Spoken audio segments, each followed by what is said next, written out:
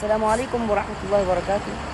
آج ہم موجود ہیں اس جگہ پر جہاں آپ صلی اللہ علیہ وسلم کو نعوذ باللہ پتھر مارے گئے تھے، اور مزید تفصیل آپ کو حضرت انشاءاللہ بتائیں گے۔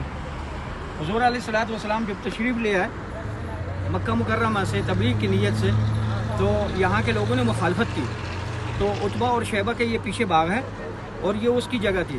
تو اس نے عتبہ اور شیبہ نے اللہ کے نبی صلی اللہ علیہ وسلم کے تکلیف دینے کے لیے بچوں کو جو ہے نا وہ ساتھ لگا لیا، اور انہوں نے جو ہے نا وہ پتھر مارے، اور بڑے لوگوں نے بھی ان لوگوں نے بھی تکلیفیں دی۔ پتھر کون سی جگہ سے مارا تھا؟ تو یہ اس پہاڑی سے جو ہے نیچے پھینکے، اچھا، اور ایک پتھر بہت بڑا بھاری پھینکا، اور یہ نیچے پڑا ہوا ہے جنگلے کے بیچ میں، دونوں جنگلوں کے بیچ میں جو یہ بڑا بھاری پتھر ہے یہ رک گیا، آگے نہیں جا سکا۔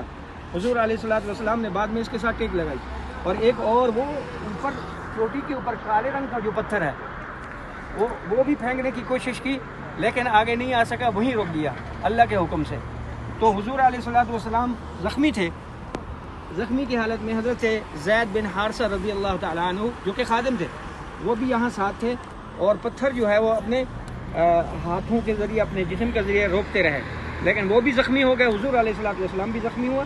اس کے بعد پھر ایسے ہی اس سائڈ پہ گئے، یہ جہاں کھمبا نظر آ رہا ہے یہاں پر باغ ہے عتبہ کا، اور وہاں پر وہ حضور علیہ الصلوۃ والسلام جب گئے تو آرام فرمایا، تو وہاں پر جو ہے نا وہ انگوروں کا باغ تھا۔ تو عتبہ نے اپنے خادم عداس کو کہا کہ یہ انگور ان کو پیش کرو، اور حضور علیہ الصلوۃ والسلام کو جب انہوں نے انگور دیے تو پوچھا آپ کون ہیں؟ تو انہوں نے کہا میں نینوا سے ہوں، عراق کا ایک شہر ہے۔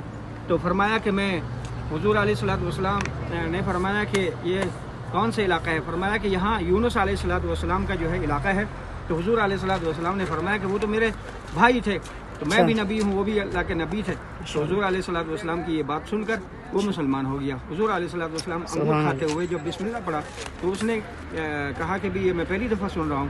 تو حضور علیہ الصلوۃ والسلام نے جب تفصیل بتائی کہ یہ نبی ہی پڑھ سکتا ہے، یہ نبی ہے، میں نبی ہوں، تو وہ مسلمان ہو گئے، اور اس کے بعد رضی اللہ تعالی عنہ بن گئے۔